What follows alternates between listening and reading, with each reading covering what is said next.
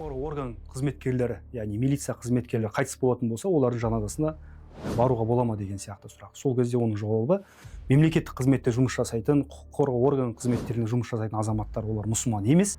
Сондықтан да мұсылман емес адамның жаназасына баруға болмайды деп қысқаша ғана солай қайырып жауап береді. Ал енді қарасаңыз, біздің қазақ даламызда бұндай пәтуаға амал етіп, осыны ту етіп ұстанып жүрген азаматтардың сенімдері радикал болып саналады. Себебі біз білеміз, өзін мұсылман санаған адамның барлығын біз мұсылман деп санаймыз. Және де біздің ахли сунна уал жамаға ақидамызда, жолымызда, сенімімізде лән нукаффиру ахадан ахлил қибла дейді. Яғни қыбла тарапына қарап намаз оқитын, өзін мұсылман деп санайтын адамды ешқашан біз не істемейміз, ол адам мұсылман емес деп айта алмаймыз.